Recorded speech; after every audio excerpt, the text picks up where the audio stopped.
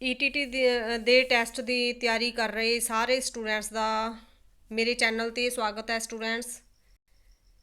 ਤੇ ਉਮੀਦ ਹੈ ਤੁਹਾਡੀ ਜਿਹੜੀ ਭਰਤੀ ਲਈ ਤੁਹਾਡਾ ਪੇਪਰ ਹੋਣਾ ਹੈ, ਤੁਹਾਡਾ ਟੈਸਟ ਹੋਣਾ ਹੈ, ਉਹਦੀ ਤਿਆਰੀ ਤੁਹਾਡੀ ਬਹੁਤ ਵਧੀਆ ਚੱਲ ਰਹੀ ਹੋਵੇਗੀ। ਤੇ ਸਟੂਡੈਂਟਸ ਤੁਹਾਡੀ ਜਿਹੜੀ ਈਟੀਟੀ ਕੇਡਰ ਦਾ ਜਿਹੜਾ ਟੈਸਟ ਹੋਣਾ ਹੈ ਉਹਦੇ ਵਿੱਚ ਹੈਲਪ ਕਰਨ ਲਈ ਤੁਹਾਡੇ ਲਈ ਮੈਂ ਇੱਕ ਵੀਡੀਓ ਬਣਾਈ ਹੈ। ਇੰਪੋਰਟੈਂਟ ਕੁਐਸਚਨ ਹੈ ਸਟੂਡੈਂਟਸ। ਤੇ ਜਿਹੜੀ 10ਵੀਂ ਦੀ ਸਾਈਕੋ ਹੈ ਸਾਰੀ ਇਹ ਤੇ ਤੁਹਾਡੇ ਲਈ ਬਹੁਤ ਇੰਪੋਰਟੈਂਟ ਹੈ। ਤੇ 10th ਦੀ ਸਾਈਕੋ ਦੇ ਵਿੱਚੋਂ ਬਹੁਤ ਜ਼ਿਆਦਾ ਕੁਐਸਚਨ ਹੁੰਦੇ ਆ ਜਿਹੜੇ ਪੁੱਛੇ ਜਾਂਦੇ ਆ, ਤੇ ਇਹ 10th ਦੀ ਸਾਈਕੋ ਹੈ। ਤੇ ਮੈਂ ਇਹ ਇੰਪੋਰਟੈਂਟ ਕੁਐਸਚਨਸ ਦਾ ਵੀਡੀਓ ਬਣਾਇਆ ਹੈ ਤੁਹਾਡੀ ਹੈਲਪ ਕਰਨ ਲਈ, ਇੱਕ ਛੋਟੀ ਜਿਹੀ ਹੈਲਪ ਕਰਨ ਦੀ ਕੋਸ਼ਿਸ਼ ਕੀਤੀ ਹੈ ਸਟੂਡੈਂਟਸ। ਉਮੀਦ ਕਰਦੀ ਹਾਂ ਤੁਹਾਨੂੰ ਵੀਡੀਓ ਪਸੰਦ ਆਏਗਾ। ਤੇ ਇੰਪੋਰਟੈਂਟ ਕੁਐਸਚਨ ਹੈ ਜਿਹੜੇ ਬਹੁਤ ਜ਼ਿਆਦਾ ਜਿਹੜੇ ਕੁਐਸਚਨ ਹੈ ਤੁਹਾਨੂੰ ਆਉਂਦੇ ਹੋਣਗੇ, ਨਾਲੇ ਤੁਹਾਡੀ ਰਿਵੀਜ਼ਨ ਹੋ ਜਾਏਗੀ। ਜੇ ਤੁਹਾਨੂੰ ਨਹੀਂ ਆਉਂਦੇ ਤਾਂ ਤੁਸੀਂ ਇਹਦੀ ਤਿਆਰੀ ਕਰੋ।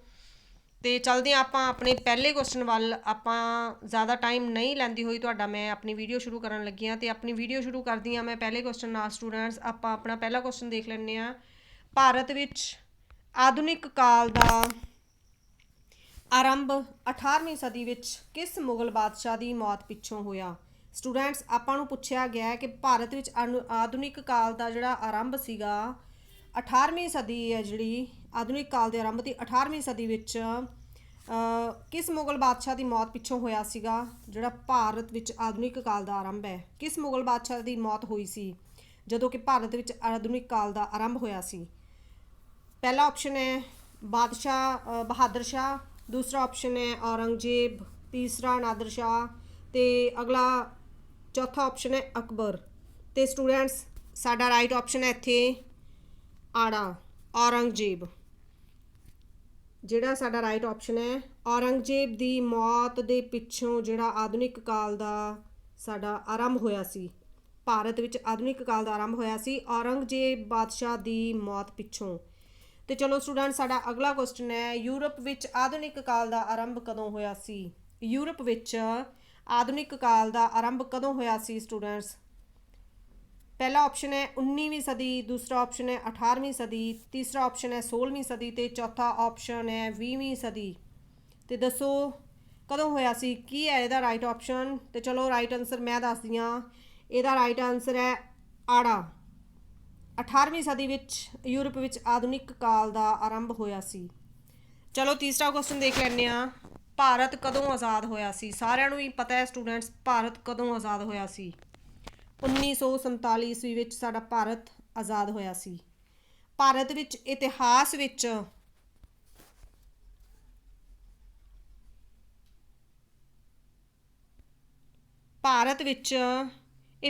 ਵਿੱਚ ਡੈਸ਼ ਸਦੀ ਨੂੰ ਹਨੇਰੀ ਯੁੱਗ ਸਮਝਿਆ ਜਾਂਦਾ ਹੈ। ਭਾਰਤ ਵਿੱਚ ਕਿਹੜੀ ਸਦੀ ਹੈ ਜਿਸ ਨੂੰ ਇਤਿਹਾਸ ਵਿੱਚ ਹਨੇਰੀ ਯੁੱਗ ਸਮਝਿਆ ਜਾਂਦਾ ਹੈ ਸਟੂਡੈਂਟਸ? ਪਹਿਲਾ ਆਪਸ਼ਨ ਹੈ ਸਾਡਾ 19ਵੀਂ ਸਦੀ ਹੈ, ਦੂਸਰਾ ਆਪਸ਼ਨ ਹੈ 16ਵੀਂ ਸਦੀ, ਤੀਸਰਾ ਆਪਸ਼ਨ ਹੈ 20ਵੀਂ ਸਦੀ, ਤੇ ਚੌਥਾ ਆਪਸ਼ਨ ਹੈ 18ਵੀਂ ਸਦੀ। ਕਿਹੜੀ ਸਦੀ ਹੈ ਜਿਸ ਨੂੰ ਭਾਰਤ ਵਿੱਚ ਹਨੇਰੀ ਯੁੱਗ ਸਮਝਿਆ ਜਾਂਦਾ ਹੈ? ਕਿਹੜੀ ਜਿਹੜੀ ਸਦੀ ਹੈ ਜਿਸ ਨੂੰ ਭਾਰਤ ਦੇ ਇਤਿਹਾਸ ਵਿੱਚ ਹਨੇਰੀ ਯੁੱਗ ਸਮਝਿਆ ਜਾਂਦਾ ਹੈ? ਤੇ ਸਟੂਡੈਂਟਸ ਸਾਡਾ ਆਪਸ਼ਨ ਹੈ ਇੱਥੇ ਸੱਸਾ। 18ਵੀਂ ਸਦੀ ਨੂੰ ਭਾਰਤ ਵਿੱਚ ਇਤਿਹਾਸ ਵਿੱਚ 18ਵੀਂ ਸਦੀ ਨੂੰ ਹਨੇਰੀ ਯੁੱਗ ਸਮਝਿਆ ਜਾਂਦਾ ਹੈ। ਚਲੋ ਅਗਲਾ ਕੁਐਸਚਨ ਹੈ ਅਵਧ ਨੂੰ ਸੁਤੰਤਰ ਰਾਜ ਕਦੋਂ ਘੋਸ਼ਿਤ ਕੀਤਾ ਗਿਆ? ਅਵਧ ਹੈ ਜਿਹੜਾ ਅਵਧ ਨੂੰ ਸੁਤੰਤਰ ਰਾਜ ਕਦੋਂ ਘੋਸ਼ਿਤ ਕੀਤਾ ਗਿਆ ਸੀ ਸਟੂਡੈਂਟਸ? ਪਹਿਲਾ ਆਪਸ਼ਨ ਹੈ 1739 ਈਸਵੀ ਵਿੱਚ, ਦੂਸਰਾ ਆਪਸ਼ਨ ਹੈ 1730 ਈਸਵੀ ਵਿੱਚ, ਤੀਸਰਾ ਆਪਸ਼ਨ ਹੈ 1724 ਈਸਵੀ ਵਿੱਚ, ਤੇ ਚੌਥਾ ਆਪਸ਼ਨ ਹੈ 1738 ਈਸਵੀ ਵਿੱਚ ਸੁਤੰਤਰ ਰਾਜ ਅਵਧ ਨੂੰ ਘੋਸ਼ਿਤ ਕੀਤਾ ਗਿਆ ਸੀ। ਕਿਹੜਾ ਆਪਸ਼ਨ ਹੈ ਰਾਈਟ ਆਪਸ਼ਨ? ਕੀ ਹੈ ਸਟੂਡੈਂਟਸ? ਮੇਰਾ ਇੱਥੇ ਰਾਈਟ ਆਪਸ਼ਨ ਹੈ ਊੜਾ। 1739 ਈਸਵੀ ਵਿੱਚ ਅਵਧ ਨੂੰ ਸੁਤੰਤਰ ਰਾਜ ਘੋਸ਼ਿਤ ਕੀਤਾ ਗਿਆ ਸੀ। 1739 ਈਸਵੀ ਵਿੱਚ। ਅਗਲਾ ਕੁਐਸਚਨ ਹੈ ਆਪਣੇ ਕੋਲੇ ਹੈਦਰਾਬਾਦ ਸੁਤੰਤਰ ਰਾਜ ਦੀ ਨੀਂਹ ਕਦੋਂ ਰੱਖੀ ਗਈ? ਹੈਦਰਾਬਾਦ ਸੁਤੰਤਰ ਰਾਜ ਦੀ ਨੀਂਹ ਕਦੋਂ ਰੱਖੀ ਗਈ? ਕਦੋਂ ਬਣਿਆ ਸੀ ਹੈਦਰਾਬਾਦ ਦਾ ਜਿਹੜਾ ਸੁਤੰਤਰ ਰਾਜ? ਪਹਿਲਾ ਆਪਸ਼ਨ ਹੈ 1723 ਈਸਵੀ, ਦੂਸਰਾ ਆਪਸ਼ਨ ਹੈ 1724 ਈਸਵੀ, ਤੀਸਰਾ ਆਪਸ਼ਨ ਹੈ 1725 ਈਸਵੀ, ਤੇ ਚੌਥਾ ਆਪਸ਼ਨ ਹੈ ਸਾਡੇ ਕੋਲ 1721 ਈਸਵੀ। ਸਾਡਾ ਰਾਈਟ ਆਪਸ਼ਨ ਹੈ ਸਟੂਡੈਂਟਸ, ਰਾਈਟ ਆਨਸਰ ਹੈ ਆੜਾ। 1724 ਈਸਵੀ ਹੈਦਰਾਬਾਦ ਸੁਤੰਤਰ ਰਾਜ ਦੀ ਨੀਂਹ ਰੱਖੀ ਗਈ ਸੀ। हैदराबाद सुतंत्र राज की नींह 1724 ईस्वी विच रखी गई सी स्टूडेंट्स। तो ये जिहड़ा साडा राइट ऑप्शन है। अगला क्वेश्चन देख लैंदे आ, राष्ट्रपति भवन कित्थे स्थित है स्टूडेंट्स? राष्ट्रपति भवन कित्थे स्थित है? पहला ऑप्शन है मुंबई, दूसरा ऑप्शन है चंडीगढ़, तीसरा ऑप्शन है दिल्ली, तो चौथा ऑप्शन है हैदराबाद। तो स्टूडेंट्स साडा इत्थे राइट ऑप्शन है आड़ा, चंडीगढ़ विखे राष्ट्रपति भवन स्थित है। चंडीगढ़ विखे राष्ट्रपति भवन चंडीगढ़ विखे स्थित है। अगला स्टूडेंट्स साडा 8वां क्वेश्चन है, भारत विच ईस्ट इंडिया कंपनी की स्थापना कदों हुई सी? भारत विच ईस्ट इंडिया कंपनी की स्थापना कदों हुई सी? पहला ऑप्शन है साडा 31 दिसंबर 1600 ईस्वी, दूसरा ऑप्शन है 21 दिसंबर 1600 ईस्वी, तीसरा ऑप्शन है 30 नवंबर 1600 ईस्वी, तो चौथा ऑप्शन है 30 अक्तूबर 1600 ईस्वी। 1600 ईस्वी विच ईस्ट इंडिया की स्थापना हुई सी स्टूडेंट्स, ये तो सारिਆਂ ਨੂੰ पता है, पर यह नहीं पता किहड़े महीने विच हुई सी। तो चलो आपां इस वीडियो दे विच क्वेश्चन आया है, तो ये देख लैंदे आ किहड़े महीने दे विच 1600 ईस्वी के किहड़े महीने दे विच भारत विच ईस्ट इंडिया कंपनी की जिहड़ी स्थापना वो हुई सी। तो साडा राइट ऑप्शन है ऊड़ा, 31 दिसंबर 1600 ईस्वी नूं ईस्ट इंडिया कंपनी की स्थापना हुई सी। तो चलो साडा अगला क्वेश्चन है, फोर्ट विलियम नां दे किले की उसारी कित्थे कीती गई सी? फोर्ट विलियम नां दा किला जिहड़ा उहदी उसारी कित्थे होई सी स्टूडेंट्स? साडा 9वां क्वेश्चन है, पहला ऑप्शन है बंगाल, दूसरा ऑप्शन है बिहार, तीसरा ऑप्शन है दिल्ली, तो चौथा ऑप्शन है कलकत्ता। तो तुसीं राइट ऑप्शन दसना स्टूडेंट्स, फोर्ट विलियम नां दे किले की उसारी कित्थे होई सी? तो चलो साडा राइट ऑप्शन है इत्थे सस्सा कलकत्ते विच। फोर्ट विलियम नां दी उसारी कित्थे होई सी? कलकत्ते विच होई सी स्टूडेंट्स। 10वां क्वेश्चन है साडा, फ्रांसीसियां ने भारत विच अपनी वपारक कंपनी की स्थापना कदों की? फ्रांसीसियां ने भारत विच अपनी वपारक कंपनी सी जिहड़ी उहदी स्थापना कदों की सी? पहला ऑप्शन है 1664 ईस्वी, दूसरा ऑप्शन है 1665 ईस्वी, तीसरा ऑप्शन है 1667 ईस्वी, तो चौथा जिहड़ा ऑप्शन है 1660 ईस्वी।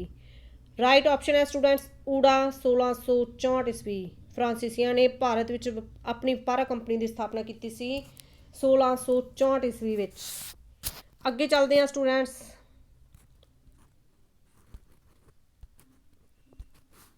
अगे बढ़ते हैं।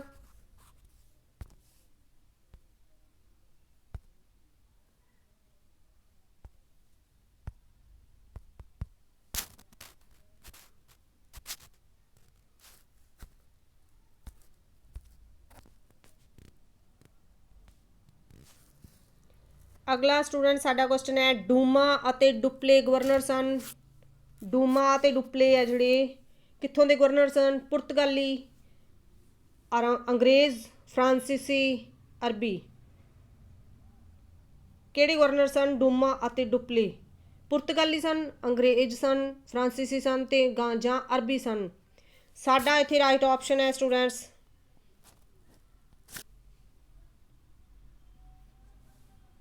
साडा इत्थे राइट ऑप्शन है फ्रांसीसी। डूमा ते डुप्ले फ्रांसीसी।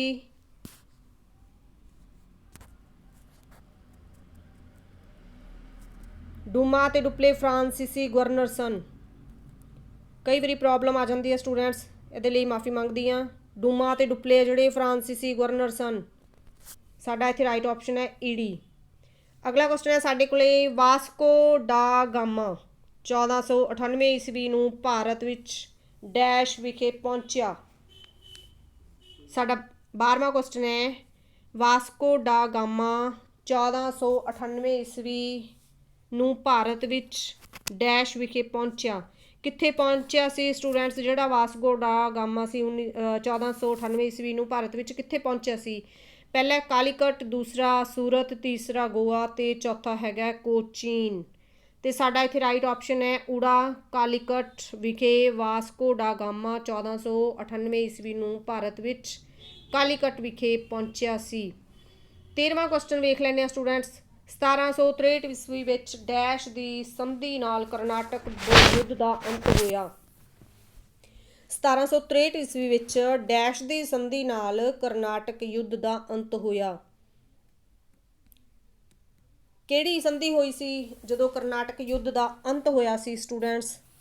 ਪਹਿਲਾ ਆਪਸ਼ਨ ਹੈ ਇੰਗਲੈਂਡ, ਦੂਸਰਾ ਆਪਸ਼ਨ ਹੈ ਪੈਰਿਸ, ਤੀਸਰਾ ਆਪਸ਼ਨ ਹੈ ਹੈਦਰਾਬਾਦ ਤੇ ਚੌਥਾ ਆਪਸ਼ਨ ਹੈ ਬੰਗਾਲ। ਇਹਦਾ ਰਾਈਟ ਆਪਸ਼ਨ ਹੈ ਪੈਰਿਸ। 1763 ਈਸਵੀ ਵਿੱਚ ਪੈਰਿਸ ਦੀ ਸੰਧੀ ਨਾਲ ਕਰਨਾਟਕ ਯੁੱਧ ਦਾ ਅੰਤ ਹੋਇਆ ਸੀ।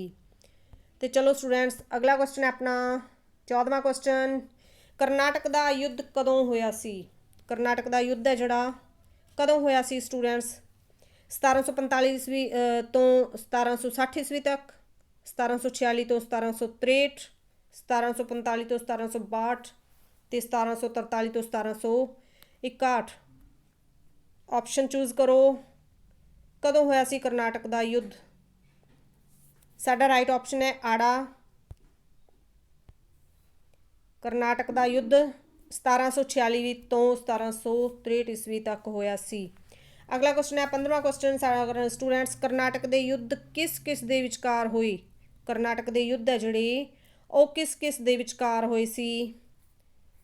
ਡੱਚ ਅਤੇ ਅੰਗਰੇਜ਼ਾਂ ਦੇ ਵਿਚਕਾਰ, ਪੁਰਤਗਾਲੀ ਅਤੇ ਅੰਗਰੇਜ਼ਾਂ ਦੇ ਵਿਚਕਾਰ, ਅੰਗਰੇਜ਼ ਅਤੇ ਫਰਾਂਸੀਸੀਆਂ ਦੇ ਵਿਚਕਾਰ, ਡੱਚ ਅਤੇ ਪੁਰਤਗਾਲੀਆਂ ਦੇ ਵਿਚਕਾਰ। ਤੇ ਸਾਡਾ ਰਾਈਟ ਆਪਸ਼ਨ ਹੈ ਸਟੂਡੈਂਟਸ ਅੰਗਰੇਜ਼ਾਂ ਅਤੇ ਫਰਾਂਸੀਸੀਆਂ ਦੇ ਵਿਚਕਾਰ ਕਰਨਾਟਕ ਦੇ ਯੁੱਧ ਹੋਏ ਸਨ। ਕਿਹਨਾਂ ਦੇ ਵਿਚਕਾਰ ਹੋਏ ਸੀ ਸਟੂਡੈਂਟਸ? ਅੰਗਰੇਜ਼ ਅਤੇ ਫਰਾਂਸੀਸੀਆਂ ਦੇ ਵਿਚਕਾਰ ਕਰਨਾਟਕ ਦੇ ਯੁੱਧ ਹੋਏ ਸਨ। ਅਗਲਾ ਕੁਐਸਚਨ ਹੈ ਸਾਡਾ, ਭਾਰਤ ਵਿੱਚ ਪੁਰਤਗਾਲੀਆਂ ਦੀ ਬਸਤੀ ਦਾ ਨਾਂ ਕੀ ਸੀ? ਭਾਰਤ ਵਿੱਚ ਪੁਰਤਗਾਲੀਆਂ ਦੀ ਬਸਤੀ ਕੀ ਅਖਵਾਉਂਦੀ ਸੀ? ਦਿੱਲੀ, ਦਮਨ, ਕੋਚੀਨ ਜਾਂ ਫਿਰ ਸੂਰਤ? ਰਾਈਟ ਆਪਸ਼ਨ ਚੂਜ਼ ਕਰੋ।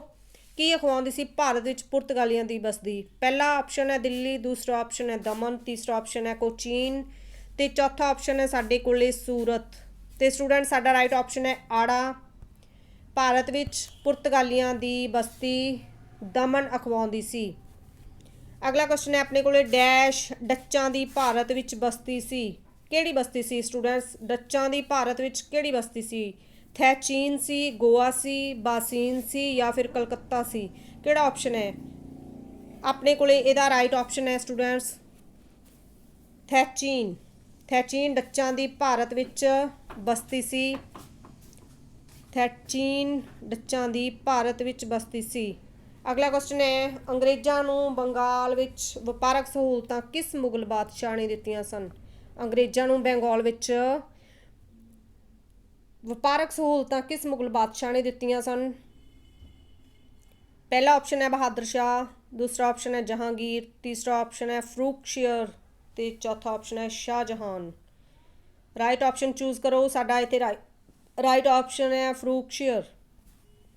ਅੰਗਰੇਜ਼ਾਂ ਨੂੰ ਬੰਗਾਲ ਵਿੱਚ ਵਪਾਰਕ ਸਹੂਲਤਾਂ ਫਰੂਖਸ਼ੀਰ ਮੁਗਲ ਬਾਦਸ਼ਾਹ ਨੇ ਦਿੱਤੀਆਂ ਸਨ। ਤੇ ਚਲੋ ਸਟੂਡੈਂਟਸ ਅਗਲਾ ਕੁਐਸਚਨ ਹੈ ਸਾਡਾ, ਅੰਗਰੇਜ਼ਾਂ ਨੇ ਡੈਸ਼ ਨੂੰ ਰਾਜਗੱਦੀ ਤੋਂ ਲਾਹੁਣ ਦੀ ਜੋ ਕਿ ਪਲਾਸੀ ਦੀ ਲੜਾਈ ਦਾ ਕਾਰਨ ਬਣੀ? ਕਿਸ ਨੂੰ ਅੰਗਰੇਜ਼ਾਂ ਨੇ ਰਾਜਗੱਦੀ ਤੋਂ ਲਾਹਿਆ ਸੀ ਜਿਹੜੀ ਕਿ ਪਲਾਸੀ ਦੀ ਲੜਾਈ ਦਾ ਕਾਰਨ ਬਣੀ ਸੀ? ਪਹਿਲਾ ਹੈਗਾ ਮੀਰ ਕਾਸਿਮ, ਦੂਸਰਾ ਹੈਗਾ ਸ਼ਾਹ ਆਲਮ, ਤੀਸਰਾ ਆਸਿਫ ਸ਼ਾਹ ਤੇ ਚੌਥਾ ਸਿਰਾਜੁਦੌਲਾ। ਕਿਹੜੇ ਮੁਗਲ ਬਾਦਸ਼ਾਹ ਨੂੰ ਰਾਜਗੱਦੀ ਤੋਂ ਲਾਹਿਆ ਗਿਆ ਸੀ ਜਿਹੜੇ ਕਿ ਅੰਗਰੇਜ਼ਾਂ ਨਾਲ ਲੜਾਈ ਦਾ ਕਾਰਨ ਬਣੀ ਸੀ? ਤੇ ਸਾਡਾ ਰਾਈਟ ਆਪਸ਼ਨ ਹੈ ਸਟੂਡੈਂਟਸ ਇੱਥੇ ਸਿਰਾਜੁਦੌਲਾ। ਸਿਰਾਜੁਦੌਲਾ ਨੂੰ ਅੰਗਰੇਜ਼ਾਂ ਨੇ ਰਾਜਗੱਦੀ ਤੋਂ ਲਾਹਿਆ ਸੀ ਜਿਹੜੀ ਕਿ ਪਲਾਸੀ ਦੀ ਲੜਾਈ ਦਾ ਕਾਰਨ ਬਣੀ ਸੀ। ਸਿਰਾਜੁਦੌਲਾ ਨੂੰ ਰਾਜਗੱਦੀ ਤੋਂ ਲਾਹੇ ਜਾਣ ਤੋਂ ਮਗਰੋਂ ਅੰਗਰੇਜ਼ਾਂ ਨਾਲ ਪਲਾਸੀ ਦੀ ਲੜਾਈ ਸ਼ੁਰੂ ਹੋਈ। 20ਵਾਂ ਕੁਐਸਚਨ ਹੈ, ਪਲਾਸੀ ਦੀ ਲੜਾਈ ਕਦੋਂ ਹੋਈ? ਕਦੋਂ ਹੋਈ ਸੀ ਪਲਾਸੀ ਦੀ ਲੜਾਈ? ਤੁਹਾਨੂੰ ਸਾਰਿਆਂ ਨੂੰ ਪਤਾ ਹੋਏਗਾ, ਇੰਪੋਰਟੈਂਟ ਕੁਐਸਚਨ ਹੈ, ਬਹੁਤ ਮਸ਼ਹੂਰ ਕੁਐਸਚਨ ਹੈ। ਪਲਾਸੀ ਦੀ ਲੜਾਈ ਕਦੋਂ ਹੋਈ? ਊੜਾ 23 ਮਈ 1757 ਈਸਵੀ, ਆੜਾ 23 ਮਈ 1756 ਈਸਵੀ, ਈੜੀ ਹੈ ਜਿਹੜੀ 23 ਜੂਨ 1756 ਈਸਵੀ ਤੇ ਸੱਸਾ 23 ਜੂਨ 1757 ਈਸਵੀ। ਰਾਈਟ ਆਪਸ਼ਨ ਹੈ ਸਟੂਡੈਂਟਸ 23 ਜੂਨ 1757 ਈਸਵੀ। ਸਾਡਾ ਰਾਈਟ ਆਪਸ਼ਨ ਹੈ 23 ਜੂਨ 1757 ਈਸਵੀ ਨੂੰ ਪਲਾਸੀ ਦੀ ਲੜਾਈ ਹੋਈ ਸੀ। ਤੇ ਸਟੂਡੈਂਟਸ ਇਹ ਸੀਗੇ ਸਾਡੇ 10ਵੀਂ ਦੇ ਜਿਹੜਾ ਪੋਲ ਸਟਾਰ ਹੈ ਉਹਦੇ ਸਾਰੇ ਕੁਐਸਚਨ ਆਨਸਰ। ਸਾਈਕੋ ਦੇ ਇੰਪੋਰਟੈਂਟ ਕੁਐਸਚਨ ਹੈ ਤੇ ਤੁਸੀਂ ਸਾਰੇ ਇਹਦੀ ਤਿਆਰੀ ਕਰੋ। ਬਹੁਤ ਸਾਰੇ ਕੁਐਸਚਨ ਹੈ ਜਿਹੜੇ ਇਹਨਾਂ ਚੋਂ ਆਉਂਦੇ ਆ ਸਾਈਕੋ ਦੇ, ਬਹੁਤ ਵਧੀਆ ਤੁਹਾਡੀ ਤਿਆਰੀ ਹੋ ਜੂਗੀ। ਜਿਹੜੇ ਕੁਐਸਚਨ ਆਏ ਸੀ ਵਧੀਆ ਗੱਲ ਹੈ, ਪਰ ਜਿਹੜੇ ਤੁਹਾਨੂੰ ਨਹੀਂ ਆਏ ਉਹਨਾਂ ਦੀ ਵੀ ਤਿਆਰੀ ਕਰੋ। ਜਿਹੜੇ ਆਏ ਹੈ ਤੁਹਾਨੂੰ ਰਾਈਟ ਆਪਸ਼ਨ ਆਉਂਦੇ ਸੀ ਉਹਨਾਂ ਦੀ ਰਿਵੀਜ਼ਨ ਕਰੋ। ਜੇ ਤੁਹਾਨੂੰ ਵੀਡੀਓ ਚੰਗੀ ਲੱਗੀ ਤਾਂ ਲਾਈਕ ਜ਼ਰੂਰ ਕਰਿਓ, ਕਮੈਂਟ ਵੀ ਕਰੋ ਅਤੇ ਸਬਸਕ੍ਰਾਈਬ ਕਰ ਲਿਓ ਸਟੂਡੈਂਟਸ, ਤਾਂ ਕਿ ਮੈਂ ਤੁਹਾਨੂੰ ਹੋਰ ਆਉਣ ਵਾਲੀਆਂ ਜਿਹੜੀਆਂ ਮੇਰੀਆਂ ਵੀਡੀਓਜ਼ ਹੈ ਸਭ ਤੋਂ ਪਹਿਲਾਂ ਤੁਹਾਡੇ ਤੱਕ ਪਹੁੰਚ ਸਕਣ। ਅਤੇ ਚਲੋ ਤੁਸੀਂ ਆਪਣੀ ਤਿਆਰੀ ਕਰੋ, ਮੈਂ ਮਿਲਦੀ ਹਾਂ ਤੁਹਾਡੇ ਨਾਲ ਇੱਕ ਹੋਰ ਨਵੀਂ ਵੀਡੀਓ ਦੇ ਨਾਲ। Thank you.